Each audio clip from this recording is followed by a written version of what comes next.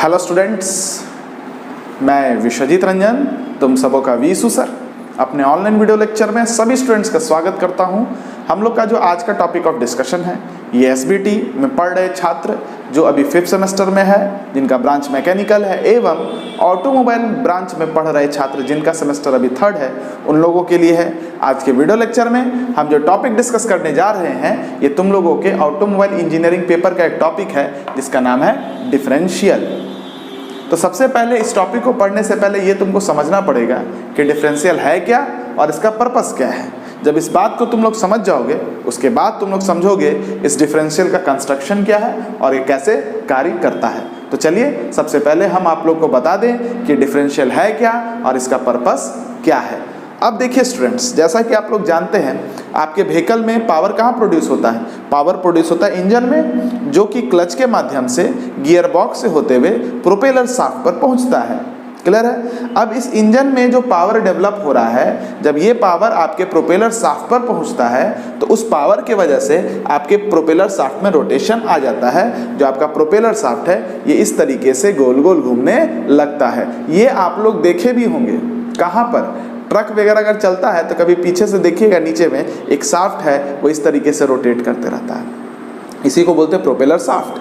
मतलब इस बात से आप समझ गए कि इंजन की पावर प्रोपेलर शाफ्ट पर पहुंचती है, लेकिन हमको व्हील को ना रोटेट करना है। अब इंजन का पावर पहुंचाना कहाँ पर है? तो आप बोलिएगा इस व्हील के एक्सल पर। इस एक्सल को बोलते हैं रियर एक्सल। रियर मतलब पीछे वाला एक्सल। तो इंजन का पावर जो प्रोपेलर शाफ्ट पर पहुंचा है उसको पहुंचाना कहां पर है? तो बोलिएगा रियर एक्सल पर। तो इंजन का पावर जो प्रोपेलर शाफ्ट पर है उसको रियर एक्सल पर पहुंचाने के लिए आप क्या लगाते हैं? डिफरेंशियल। क्यों लगाना पड़ा डिफरेंशियल? पहला बात, ये जो प्रोपेलर शाफ्ट का एक्सिस है और ये जो रियर एक्सल का एक्सिस है आपस में क्या है? परपेंडिकुलर है। तो दो परपेंडिकुलर शाफ्ट के बीच में अगर आपको पावर का ट्रांसफर कराना है तो आपको गियर्स का अरेंजमेंट करना पड़ेगा। कौन से गियर का अरेंजमेंट? तो आप बोलिएगा बीवेल गियर का अरेंजमेंट। तो यहां पर आपको बीवेल गियर का अरेंजमेंट मिलेगा। इस बीवेल गियर के अरेंजमेंट के माध्यम से इंजन का जो पावर प्रोपेलर शाफ्ट पर पहुंचा है उसको हम लोग पीछे वाले दोनों रियर एक्सल पर ट्रांसफर करते हैं। और जब गियर लिए हैं, गियर का अरेंजमेंट लिए तो वो केसिंग लीजिएगा ना, इसी केसिंग को कहते हैं डिफरेंशियल। क्लियर है? पहला केस में देखो क्या होता है, जब गाड़ी को स्ट्रेट चलना है तो उस समय इसको भी और इसको भी बराबर आरपीएम चाहिए। तो ये प्रोपेलर शाफ्ट जो होता है, ये दोनों शाफ्ट पर, दोनों एक्सल पर equal amount of power transfer करता है, जिसके वजह से दोनों एक्सल पर बराबर आरपीएम मिलता है। और तुम्हारा ये वाला व्हील भी और तुम्हारा ये वाला व्हील भी दोनों सेम आरपीएम से घूमता है और तुम्हारा गाड़ी आगे सीधे डायरेक्शन में चलता है। ये पहला काम हो गया। लेकिन देखो जब तुमको टर्न करना है, क्या करना है? टर्न करना। जैसे इस फिगर में ध्यान देना और इस फिगर में भी ध्यान देना। जब तुम लोगों को टर्न करना रहता है तब क्या होगा? तो ध्यान देना, जब तुमको मान लो सपोज करो राइट डायरेक्शन में, इसको बोलते हैं राइट डायरेक्शन में तुमको यदि टर्न करना है तो देखो इसको बोलते हैं इनर व्हील और इसको बोलते हैं आउटर व्हील। मान लो तुम्हारा व्हीकल टर्न करने के बाद यहाँ पहुँचेगा तो ये आउटर व्हील को जो है इतना डिस्टेंस चलना पड़ता है, क्योंकि सेम ही समय में ना यहाँ पहुँचेगा। मतलब 12 बजे यहाँ है और 12 बज के 2 मिनट में मेरा व्हीकल यहाँ पहुँचा। तो सेम समय में ये जब गाड़ी यहाँ पहुँचा, इसका मतलब सेम समय में 2 मिनट में इस आउटर व्हील को इतना डिस्टेंस चलना है और इस इनर व्हील को इतना ही डिस्टेंस चलना है। समय सेम है लेकिन इसको ज़्यादा सरकमफ्रेंशियल डिस्टेंस चलना है और इसको कम सरकमफ्रेंशियल डिस्टेंस चलना है। तो ये कैसे होगा? तो ये तभी हो सकता है जब इस व्हील पर, आउटर व्हील पर आरपीएम इनर व्हील के रिस्पेक्ट में क्या हो? ज़्यादा हो। तब ना ये तेजी से घूमेगा और सेम समय में ये ज़्यादा डिस्टेंस चलेगा और ये सेम समय में धीरे धीरे घूमेगा तो ये भी सेम समय में कम डिस्टेंस चलेगा। मतलब जब मेरा व्हीकल टर्न करता है तो उस समय आउटर व्हील और इनर व्हील पर तुमको सेम आरपीएम नहीं चाहिए, तुमको डिफरेंट आरपीएम चाहिए। तो ये पर्पस को भी कौन पूरा करेगा? डिफरेंशियल ही पूरा करेगा। कैसे करेगा ये हम आपको बताएंगे। अब इस फिगर पर भी गौर फरमाइए। देखिए यहाँ पर ये तुम्हारा जब तुमको लेफ्ट टर्न करना है तो ये तुम्हारा इनर हो जाता है, ये तुम्हारा आउटर हो जाता है। जब मान लीजिए 12 बजे हम यहाँ पर हैं और 12:02 में हमको यहाँ पर पहुँचना है, तो 2 मिनट में तुम्हारा इनर व्हील भी यहाँ पहुँचेगा और तुम्हारा आउटर व्हील भी यहाँ पहुँचेगा। अब इस 2 मिनट में इनर व्हील को इतना डिस्टेंस चलना है और इस आउटर व्हील को इतना डिस्टेंस चलना है। समय सेम है लेकिन इसके लिए डिस्टेंस कम है, लेकिन इसके लिए डिस्टेंस ज़्यादा है। तो सेम समय में इसको ज़्यादा डिस्टेंस चलना है और सेम समय में इसको कम डिस्टेंस चलना है। तो ये तभी हो सकता है जब आउटर व्हील पर जो आरपीएम हो वो इनर व्हील के बनस्पत क्या हो, अधिक हो, तब ना सेम समय में ये ज़्यादा चलेगा और उसी सेम समय में ये कम चलेगा। मतलब इनर व्हील और आउटर व्हील पर जब टर्न करता है तो उस समय डिफरेंट आरपीएम ट्रांसफ़र कराने के लिए जो डिवाइस आप लेते हैं उसी को तो डिफरेंशियल कहते हैं। आई होप आपको डिफरेंशियल का पर्पस समझ में आ गया होगा। ये कार्य कैसे करता है, इसका कंस्ट्रक्शन क्या है, कैसे डिफरेंट आरपीएम ट्रांसफ़र करेगा, इन सारी बातों के बारे में आज के वीडियो लेक्चर में चर्चा की जाएगी। चलिए आप पहले समझ लीजिए कि डिफरेंशियल है क्या। तो इंट्रोडक्शन पे पहले चर्चा करेंगे। Differential is a component, differential एक कंपोनेंट है हैविंग सेट ऑफ गियर्स। जैसे आप ये देख रहे हो ना, बहुत सारा गियर्स का अरेंजमेंट है, सबके बारे में बताएंगे। अभी थोड़ा सा बताए थे कि यहाँ पर बीवेल गियर जैसा कुछ अरेंजमेंट होता है। Differential is a component having set of gears which connects the propeller shaft with rear axle, जिसका काम होता है प्रोपेलर शाफ्ट को रियर एक्सल से कनेक्ट कराना। इट हैज 2 बेसिक फंक्शन, इसका 2 फंक्शन है। To transmit the power from engine to rear axle through propeller shaft in 2 mutual perpendicular direction. पहला कार्य है इंजन का जो पावर है उसको रियर एक्सल पर ट्रांसफर कराना through propeller shaft in 2 mutual perpendicular direction. ये प्रोपेलर शाफ्ट का ये जो डायरेक्शन ये भी परपेंडिकुलर है और ये जो डायरेक्शन है ये भी परपेंडिकुलर है। दूसरा बात यहां पर गौर कीजिएगा, When to turn the wheel, जब आपको व्हील को टर्न करना है, the outer wheel require more RPM than inner wheel। outer wheel जो होता है इसको ज़्यादा RPM चाहिए, किसके बनस्पत, इनर व्हील के बनस्पत। As the outer wheel has to travel more circumferential distance, क्योंकि outer wheel को ज़्यादा circumferential distance चलना है, so differential transfer more RPM to outer wheel than inner wheel. इसलिए यही जो डिफरेंशियल है ये आउटर व्हील पर ज़्यादा आरपीएम ट्रांसफर करता है बनस्पत इनर व्हील के रिस्पेक्ट में। आई होप आपको डिफरेंशियल का पर्पस समझ में आ गया होगा। अब हम लोग डिफरेंशियल के कंस्ट्रक्शन और वर्किंग के बारे में बात करेंगे। तब तक आप वीडियो को पॉज कीजिए और सारी बातों को, सारी फिगर को अच्छे से बनाइए। चलिए स्टूडेंट्स, अब हम लोग बात करेंगे डिफरेंशियल के कंस्ट्रक्शन के ऊपर में। तो ध्यान दीजिएगा, ये आपका प्रोपेलर शाफ्ट है और प्रोपेलर शाफ्ट से यहाँ पर कनेक्टेड है बीवेल गियर, और इस बीवेल गियर के साथ ये गियर मेस में है, इसको हम लोग कहते हैं रिंग गियर। क्या कहते हैं, रिंग गियर। देखिए यहाँ पर लिखा हुआ होगा, ये प्रोपेलर शाफ्ट है, ये इस प्रोपेलर शाफ्ट का बीवेल गियर है और ये इस गियर को बोलते हैं रिंग गियर। तो रिंग गियर और बीवेल गियर आपस में क्या होता है, मेस में रहता है। क्लियर है, ताकि जब प्रोपेलर शाफ्ट आपका घूमे तो ये जो गियर है दैट इज रिंग गियर, ये भी घूमे। आ रहा मेरा बात समझ में। अच्छा, इस रिंग गियर के साथ यहाँ पर और यहाँ पर एक केज लगा होता है। केज बस बेसिकली एक सपोर्ट है, ऐसे समझिएगा। और इसी केज के ऊपर में ये गियर और ये गियर, इसको बोलते हैं हम लोग प्लानेटरी गियर। इस गियर को भी प्लानेटरी गियर, इस गियर को भी प्लानेटरी गियर कहते हैं। आ रहा मेरा बात समझ में।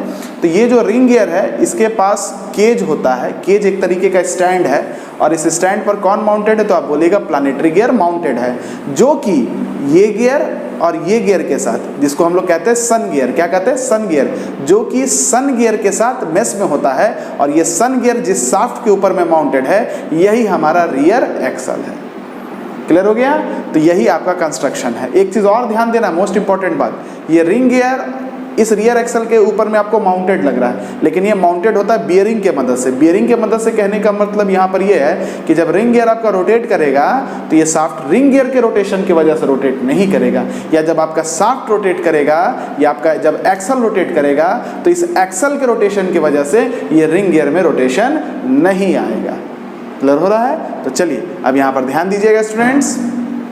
It consists of bevel gear mounted on propeller shaft। इसमें क्या होता है, एक bevel gear होता है जो प्रोपेलर शाफ्ट पर माउंटेड है।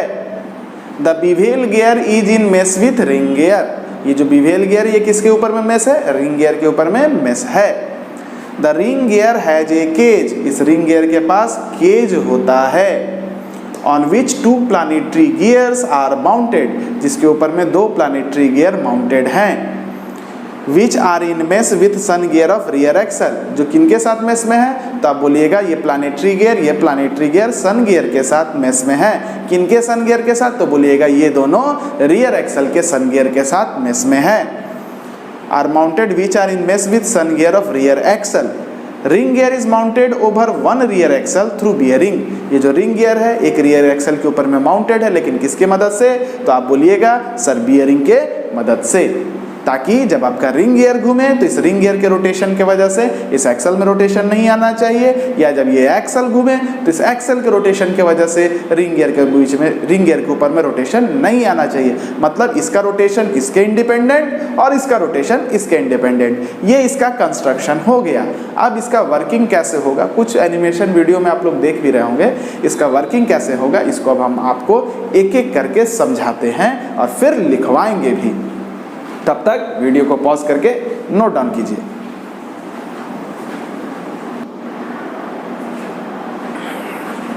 चलिए स्टूडेंट्स, अब हम लोग बात करेंगे डिफरेंशियल के वर्किंग के बारे में। देखिए स्टूडेंट्स, डिफरेंशियल का वर्किंग 2 कंडीशंस में होता है। डिफरेंशियल के वर्किंग का 2 केसेस होता है। पहला केस क्या है, जब आपको अपने व्हीकल को रोड पर स्ट्रेट चलाना है, और दूसरा केस क्या है, जब आपको अपने व्हीकल को रोड पर टर्न कराना है। तो जो पहले केस की बात होगी, जब आपको अपने व्हीकल को रोड पर स्ट्रेट चलाना है, तो ध्यान दीजिएगा 2 साइड के व्हील होते हैं, एक लेफ्ट साइड के व्हील होते हैं और एक राइट साइड के व्हील होते हैं। तो जब आपको अपने व्हीकल को रोड पर स्ट्रेट चलाना है तो लेफ्ट साइड के व्हील पर भी और राइट साइड के व्हील पर भी दोनों पर सेम आरपीएम आपको चाहिए। तो ये कैसे होगा, तो डिफरेंशियल क्या करता है, लेफ्ट साइड के व्हील का जो रियर एक्सल है और राइट साइड के व्हील का जो रियर एक्सल है, दोनों पर सेम आरपीएम ट्रांसफर करता है, जिसके वजह से आपका लेफ्ट साइड का व्हील भी और राइट साइड का व्हील भी सेम आरपीएम से घूमने लगता है और आपका व्हीकल रोड पर स्ट्रेट चलता है।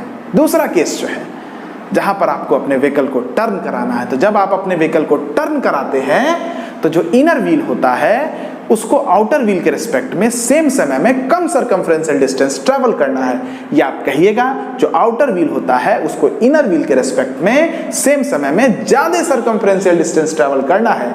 ये तभी पॉसिबल है जब आउटर व्हील इनर व्हील के रिस्पेक्ट में ज्यादा आरपीएम से घूमे और इनर व्हील आउटर व्हील के रिस्पेक्ट में कम आरपीएम से घूमे। तो डिफरेंशियल इस समय क्या करता है, आउटर व्हील का जो रियर एक्सल है उस पर ज्यादा आरपीएम ट्रांसफर करता है, किसके बनस्पत, इनर व्हील के रियर एक्सल के बनस्पत। तो ये 2 केसेस में आपका डिफरेंशियल कार्य करता है। अब कैसे करता है इसको हम लोग समझेंगे, लेकिन समझने से पहले 2-4 बिंदु के बारे में आपको पढ़ के हम बता देते हैं। यहाँ गौर कीजिएगा स्टूडेंट्स, वर्किंग में it has 2 working cases when to turn the vehicle straight on road. In this case, differential has to transfer same RPM to both right and left side wheel. जब व्हीकल को road पर straight चलाना है, turn नहीं करना, straight चलाना है, तो इस केस में डिफरेंशियल को राइट साइड और लेफ्ट साइड व्हील पर सेम आरपीएम ट्रांसफर करना है। और ये कैसे करेगा आप देखिए, इसके बाद इसको पढ़ के बताएंगे। देखिए स्टूडेंट्स, जब आपका प्रोपेलर शाफ्ट घूमता है तो ये जो बीवेल गियर है इस प्रोपेलर शाफ्ट का ये भी घूमता है। जब प्रोपेलर शाफ्ट घूमता है तो इसका गियर घूमता है, और ये जो बीवेल गियर है ये रिंग गियर के साथ क्या है, मेस में है। तो रिंग गियर में भी क्या होता है, रोटेशन होता है। रिंग गियर में भी क्या होता है, रोटेशन होता है। क्योंकि ये रिंग गियर इस रियर एक्सल पर माउंटेड है, लेकिन बियरिंग के मदद से इसलिए रिंग गियर के रोटेशन की वजह से इस रियर एक्सल में कोई रोटेशन नहीं आता है, क्योंकि क्या लगा हुआ है, बियरिंग लगा हुआ है। अब देखिए, जब रिंग गियर रोटेट कर रहा है तो इसका ये जो केज है और इसका ये जो केज है, रिंग गियर के रोटेशन के वजह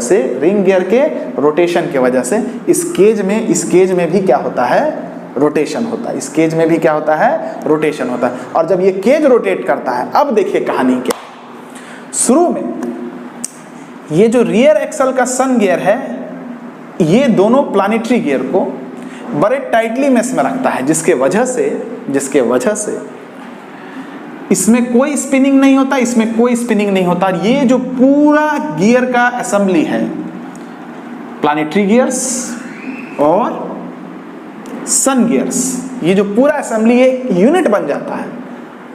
अब क्या होगा, जब ये केस घूमेगा तो ये पूरा यूनिट जो है ये भी घूमेगा।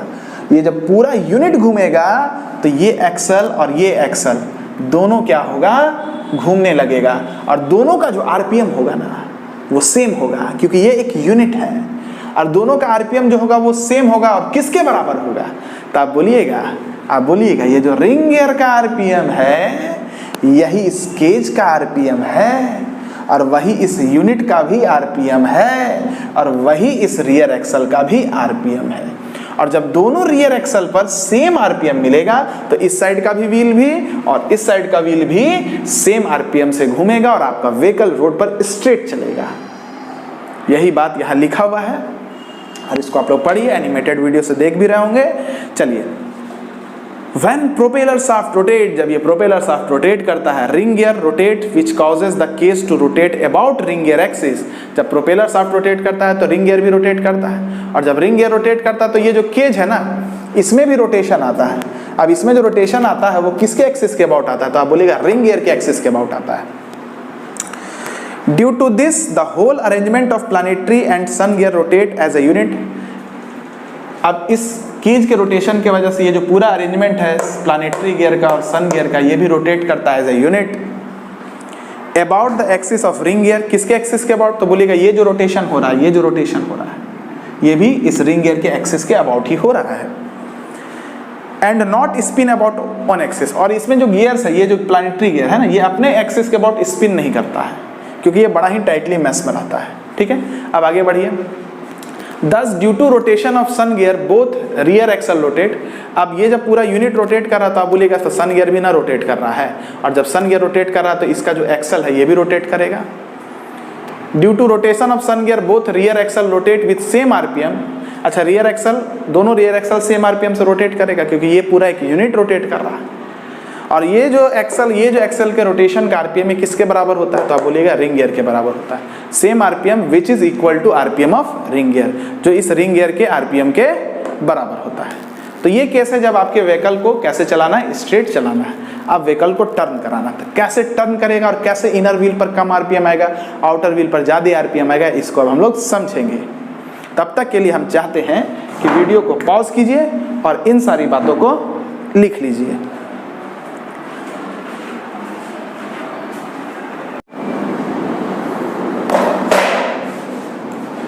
चलिए स्टूडेंट्स, अब हम लोग देखने जा रहे हैं कि जब हमारे व्हीकल को रोड पर टर्न कराना होता है तो हमारा डिफरेंशियल कैसे वर्क करता है। जैसा कि हम आप लोगों को बता चुके हैं कि जब हमारे व्हीकल को रोड पर टर्न कराना होता है तो हमारे इनर व्हील को कम सरकमफ्रेंशियल डिस्टेंस ट्रैवल करना पड़ता है। किसके रिस्पेक्ट में? हमारे आउटर व्हील के रिस्पेक्ट में। यानी कि हमारा आउटर व्हील उसी सेम टाइम में ज़्यादा सरकमफ्रेंशियल डिस्टेंस ट्रैवल करता है। किसके बनस्पत? इनर व्हील के बनस्पत। इसके लिए हमारे आउटर व्हील पर जो आरपीएम चाहिए वो इनर व्हील के रिस्पेक्ट में क्या चाहिए? ज़्यादा चाहिए। यानी कि इनर व्हील पर जो आरपीएम चाहिए वो आउटर व्हील के रिस्पेक्ट में क्या होना चाहिए? कम होना चाहिए। तो हमारा डिफरेंशियल यहाँ पर क्या करेगा? हमारा डिफरेंशियल इनर व्हील के एक्सल पर कम आरपीएम ट्रांसफर करता है। किसके बनस्पत? आउटर व्हील के रियर एक्सल के बनस्पत। आ रहा मेरा बात समझ में? तो ये डिफरेंशियल हमारा व्हील जब व्हीकल टर्न करता है तो कैसे इनर व्हील के रियर एक्सल पर कम आरपीएम ट्रांसफर करता है और आउटर व्हील के रियर एक्सल पर ज़्यादा आरपीएम ट्रांसफर करता है एक दूसरे के रेस्पेक्ट में, इसके बारे में हम लोग समझते हैं। लेकिन उसको समझने से पहले आपको 2-3 चीज़ समझना पड़ेगा। पहला बात देखिए, जैसा कि आप लोग जानते हैं कि जब आपका व्हीकल किसी ट्रैक पर रन कर रहा होगा और उसको टर्न करना होता है, तो जब हमारा व्हीकल टर्न करना होता है तो व्हीकल के हर एक एलिमेंट का जो सेंटर ऑफ रोटेशन होता है इसको कहते हैं इंस्टेंटेनियस सेंटर ऑफ रोटेशन। और ये हमारे व्हीकल के हर एक एलिमेंट का सेम होता है। क्या? तो इंस्टेंटेनियस सेंटर ऑफ रोटेशन। अब देखिए, ये हमारा इनर व्हील है और ये हमारा आउटर व्हील है। तो जब हमारा व्हीकल इस ट्रैक पर रन करता है और उसको जब टर्न का सामना करना पड़ता है या जब व्हीकल टर्न लेता है तो हमारा इनर व्हील को ज़्यादा टिल्ट करना पड़ता है हमारे आउटर व्हील के रिस्पेक्ट में, ताकि इसका जो इंस्टेंटेनियस सेंटर ऑफ रोटेशन है वो एक हो सके। मतलब कुल मिला के आपको बस ध्यान ये रखना है कि जब हमारा व्हीकल टर्न करता है तो इनर व्हील को ज़्यादा टिल्ट करना पड़ता है, किसके रिस्पेक्ट में? आउटर व्हील के रिस्पेक्ट में। और ये जो ज़्यादा टिल्ट कर रहा है किसके रिस्पेक्ट में? आउटर व्हील के रिस्पेक्ट में। ये बहुत ज़्यादा नहीं होता है, 2 से 3 डिग्री होता है। अब देखिए स्टूडेंट्स, एक चीज़ हमेशा याद रखिएगा, जो व्हील ज़्यादा टिल्ट करता है उस पर रोड जो है ज़्यादा रेजिस्टेंस ऑफर करता है। जो व्हील कम टिल्ट करता है उस पर रोड का रेजिस्टेंस भी क्या होता है? कम होता है। तो यहाँ से आप कह सकते हैं कि आपके इनर व्हील पर मोर रेजिस्टेंस है, आपके आउटर व्हील पर लेस रेजिस्टेंस है। पहला बात ध्यान में रखिएगा। दूसरी बात आपको ध्यान में ये रखना है कि जब आपका प्रोपेलर शाफ्ट घूमता है तो ये आपका जो रिंग गियर है ये भी घूमता है, और जब रिंग गियर घूमता है तो आपका ये जो केज है ये भी घूमता है ना। ये एक पूरा एक यूनिट हो जाता है और एक यूनिट की तरह ये घूमता है। अब इस यूनिट को आप एक मॉडल पर देखिए, ये एक मॉडल हम लेके आए हैं इस यूनिट को दिखाने के लिए। आप ये बताइए, जब आपका यूनिट इस तरीके से घूम रहा है तो इस पॉइंट पर टेंजेंशियल फोर्स इधर लग रहा है मेरे तरफ, ब्लैक बोर्ड के तरफ, और इस पॉइंट पर टेंजेंशियल फोर्स किधर लग रहा है? आपके तरफ, ब्लैक बोर्ड से दूर। इस बात को ध्यान में रखिएगा, ये बड़ा ही इंपॉर्टेंट पॉइंट है। तो याद रखिएगा स्टूडेंट्स कि जब भी कोई एक ऐसा यूनिट इस तरीके से टर्न कर रहा है तो नीचे वाले सरफेस पर जो टेंजेंशियल फोर्स लग रहा है वो आउट फ्रॉम ब्लैक बोर्ड आपके तरफ, और ऊपर वाले सरफेस पर जो टेंजेंशियल फोर्स लग रहा है वो मेरे तरफ यानी कि ब्लैक बोर्ड की तरफ। इतना याद रहेगा आप लोग को। अब देखिए स्टूडेंट्स, ये आपका प्लानेटरी गियर और ये आपका प्लानेटरी गियर फ्री होता है अपने एक्सिस के अबाउट रोटेट करने का। इसको बोलते हैं कि इसमें एक प्रॉपर्टी होती है कि ये अपने एक्सिस के अबाउट स्पिन कर सकता है। क्या कर सकता है? अपने एक्सिस के अबाउट स्पिन कर सकता है। जब दोनों सन गियर के द्वारा अनइक्वल रेजिस्टेंस ऑफर किया जाता है, अनइक्वल दबाव दिया जाता है इस प्लानेटरी गियर पर, इस प्लानेटरी गियर पर, तो उस समय इसमें स्पिनिंग की प्रॉपर्टी आती है। अगर दोनों तरफ से दबाव बराबर है, दोनों तरफ से रेजिस्टेंस बराबर है, तो इसका स्पिनिंग एक्शन जो होता है वो वैनिश कर जाता है, वो समाप्त कर जाता है। जब हमारा व्हीकल टर्न लेता है तो हम आपको बता चुके हैं, आपका जो इनर व्हील है उस पर रेजिस्टेंस ज़्यादा आता है, किसके रिस्पेक्ट में? आउटर व्हील के रिस्पेक्ट में। जब इनर व्हील पर रेजिस्टेंस ज़्यादा है तो इनर व्हील के एक्सल पर भी रेजिस्टेंस ज़्यादा है, और जब इनर व्हील के एक्सल पर रेजिस्टेंस ज़्यादा है तो ये ज़्यादा रेजिस्टेंस ऑफर करेगा इस प्लानेटरी गियर को, किसके रिस्पेक्ट में? इसके रिस्पेक्ट में। और जब अनइक्वल रेजिस्टेंस इस प्लानेटरी गियर को इन दोनों सन गियर के द्वारा ऑफर कराया जाता है तब इसमें आता है स्पिनिंग एक्शन। कौन सा एक्शन? Spinning action. अब देखिए, अगर इधर रेजिस्टेंस कम है, इधर रेजिस्टेंस ज़्यादा है, तो कैसे ये स्पिन करेगा? एंटी क्लॉकवाइज या क्लॉकवाइज? तो देखिए स्टूडेंट्स,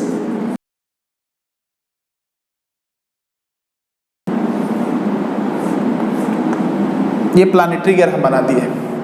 जब इधर रेजिस्टेंस कम होता है और इधर रेजिस्टेंस ज़्यादा होता है तो ये प्लानेटरी गियर का जो आप कहिएगा रोटेशन का जो डायरेक्शन है या स्पिनिंग का जो डायरेक्शन है वो इस तरीके से होता है, वो इस तरीके से रोटेट करता है। इसका मतलब इस पॉइंट पर जो टेंजेंशियल फोर्स होना चाहिए वो इधर होना चाहिए। जब कोई ऐसे रोटेट कर रहा है तो इस पॉइंट पर टेंजेंशियल फोर्स इधर होना चाहिए। इधर मतलब आपके तरफ, आपके तरफ को बोलते हैं आउट फ्रॉम ब्लैक बोर्ड, और इस पॉइंट पर टेंजेंशियल फोर्स इधर होना चाहिए, मतलब टुवर्ड्स ब्लैक बोर्ड।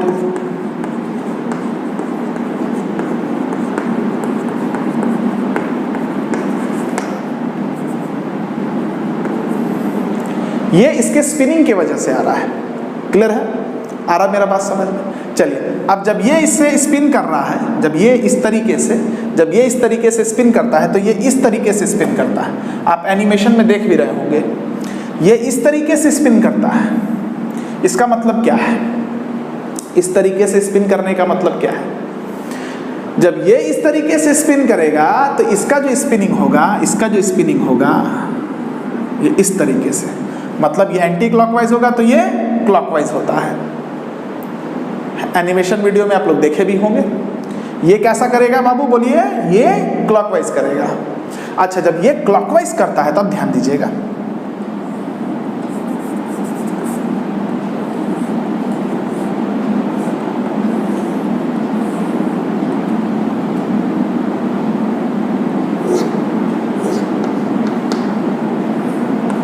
जब कोई इस तरीके से रोटेट करता है, इस तरीके से जब कोई रोटेट करता है क्लॉकवाइज डायरेक्शन में, तो इस पॉइंट पर जो टेंजेंशियल फोर्स होगा वो इधर होगा और इस पॉइंट पर जो टेंजेंशियल फोर्स होगा इधर होगा। ये मतलब क्या? इन ब्लैक बोर्ड, और ये मतलब क्या? Out black board. आ रहा मेरा बात समझ में? अब ध्यान दीजिए, इस पॉइंट पर देखिए, इस केज के रोटेशन के वजह से, इस केज के रोटेशन के वजह से इस पॉइंट पर जो नेट टोटल फोर्स है, कौन कौन सा? एक केज के रोटेशन के वजह से ये वाला टेंजेंशियल फोर्स इस पॉइंट पर किधर लग रहा था? तो टुवार्ड्स ब्लैक बोर्ड, टुवार्ड्स नहीं, अवे फ्रॉम ब्लैक बोर्ड। और एक इसके स्पिनिंग के वजह से इस पॉइंट पर जो टेंजेंशियल फोर्स आ रहा है वो भी किधर आ रहा है? Away from black board. मतलब इस पॉइंट पर जो टेंजेंशियल फोर्स आ रहा है वो इसका और इसका सम है। ये किसके वजह से है? तो ये जब केज रोटेट कर रहा था तो इस पूरे यूनिट पर एक टेंजेंशियल फोर्स लग रहा था बाहर की तरफ, वो ये वाला था। और जब ये स्पिन कर रहा था तो इसके वजह से भी यहाँ पर एक टेंजेंशियल फोर्स लग रहा था बाहर की तरफ। तो यहाँ पर टेंजेंशियल फोर्स का क्या होता है? एडिशन होता है। क्लियर है? इस पॉइंट पर भी देखिए, इस पॉइंट पर केज के वजह से टेंजेंशियल फोर्स अंदर की तरफ था और इसके वजह से भी टेंजेंशियल फोर्स किधर है? देखिए इस पॉइंट पर टेंजेंशियल फोर्स किधर? अंदर की तरफ है। मतलब यहाँ पर भी देखिएगा टेंजेंशियल फोर्स का एडिशन है, यहाँ पर भी देखिएगा टेंजेंशियल फोर्स का एडिशन है। तो टेंजेंशियल फोर्स के एडिशन की वजह से इसका आरपीएम जो होता है वो काफी तेज होता है। क्लियर हो रहा है? अब इस पॉइंट पर देखिए, इस पॉइंट पर देखिएगा, यहाँ पर टेंजेंशियल फोर्स क्या है? Towards the black board. Spinning के वजह से टेंजेंशियल फोर्स ब्लैक बोर्ड की तरफ है और इस केज के रोटेशन के वजह से नीचे वाले सरफेस पर tangential force out from black board है। मतलब स्पिनिंग का टेंजेंशियल फोर्स अंदर है, इसके स्पिनिंग का टेंजेंशियल फोर्स अंदर है और केज के रोटेशन का टेंजेंशियल फोर्स बाहर है। तो दोनों डायरेक्शन अपोजिट हो गया, इसलिए यहाँ पर टेंजेंशियल फोर्स का एडिशन नहीं सब्सट्रैक्शन हो रहा है। यहाँ पर भी गौर कीजिए, इस पॉइंट पर इसके स्पिनिंग के वजह से टेंजेंशियल फोर्स किधर है? अंदर है। इस पॉइंट पर, सॉरी ये ऊपर वाला गियर है ना, ऊपर वाला गियर को देखिए, सॉरी इसको नहीं देखिए बाबू, ऊपर वाला गियर को देखिए। इस पॉइंट पर इसके स्पिनिंग के वजह से टेंजेंशियल फोर्स किधर है? बाहर है। और केज के रोटेशन के वजह से ऊपर वाले सरफेस पर टेंजेंशियल फोर्स किधर है? टुवार्ड्स द ब्लैक बोर्ड, अंदर की तरफ। दोनों का डायरेक्शन अलग अलग हो गया। इसलिए यहाँ पर और यहाँ पर जो दोनों टेंजेंशियल फोर्स हैं उनका सब्सट्रैक्शन होता है। और फोर्स का जब सब्सट्रैक्शन हो रहा है तो फोर्स की वजह से ही ना कोई रोटेट करता है, टॉर्क आता है। और टॉर्क ही नहीं आएगा तो आरपीएम कैसे आएगा? आ रहा मेरा बात समझ में? तो आप बोलिएगा इस पॉइंट पर और इस पॉइंट पर क्या टेंजेंशियल फोर्स का सब्सट्रैक्शन है, और इस पॉइंट और इस पॉइंट पर क्या टेंजेंशियल फोर्स का एडिशन है। और जहाँ फोर्स ज़्यादा वहाँ वेलोसिटी ज़्यादा, और जहाँ वेलोसिटी ज़्यादा वहाँ आरपीएम ज़्यादा। इस पॉइंट और इस पॉइंट पर टेंजेंशियल फोर्स का सब्सट्रैक्शन है, फोर्स कम वेलोसिटी कम तो आरपीएम कम। इसलिए इनर व्हील पर कम आरपीएम मिलता है और आउटर व्हील पर ज़्यादा आरपीएम मिलता है। ये आपको हम समझा दिए, और ये जो बात तुमको समझाएंगे आज, ये जो बात तुमको हम बता दिए, ये 10 साल का तजुर्बा है। और दुनिया का कोई भी यूट्यूब का चैनल खोल लेना, मेरा चैलेंज है, जो इस कंसेप्ट को तुमको सिखा देगा, उसका लिंक हमको भी भेज देना।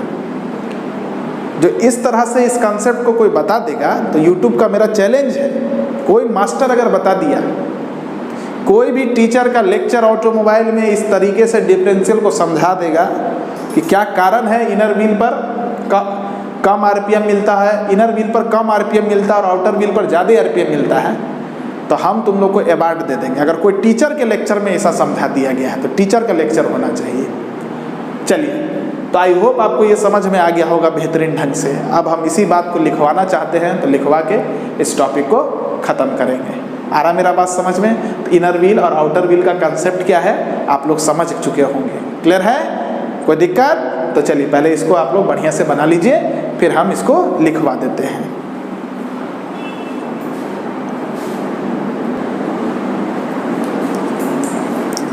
चलिए देखिए, when vehicle makes a turn, जब व्हीकल हमारा टर्न करता है, the resistance offered on inner wheel axle increases, तो इनर व्हील एक्सल पर जो रेजिस्टेंस ऑफर किया जा रहा है रोड के द्वारा वो बढ़ता है as compare to outer wheel axle. किसके कंपेरिजन में? आउटर व्हील एक्सल के कंपेरिजन में। और जब रेजिस्टेंस अनइक्वल हो जाता है तो क्या होगा, हमारा प्लानेटरी गियर अपने एक्सिस के अबाउट स्पिन करना चालू करता है। Due to this planetary gear start spinning about its axis.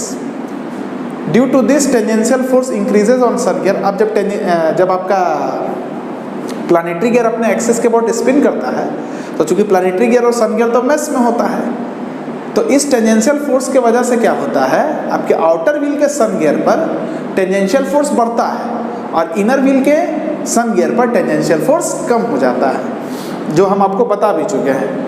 Due to this, tangential force increases on sun gear of outer wheel axle and decreases on sun gear of inner wheel axle.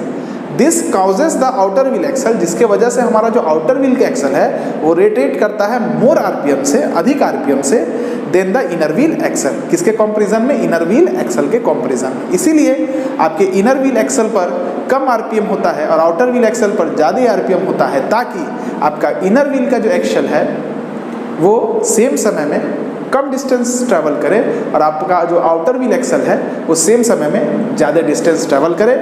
आ रहा मेरा बात समझ में? मतलब inner wheel का RPM कम होता है किससे? आउटर व्हील के आरपीएम से। तो यही डिफरेंशियल का कंसेप्ट था जो हम आपको बता चुके हैं और काफ़ी बेहतर ढंग से बताए हैं, आपको समझ में भी आ गया होगा डिफरेंशियल का कंसेप्ट क्या है। और ये आपके एसबीटी के पॉइंट ऑफ व्यू से और किसी भी इंटरव्यू के पॉइंट ऑफ व्यू से बड़ा ही महत्वपूर्ण क्वेश्चन है। आज के लिए बस इतना ही। Have a very good day.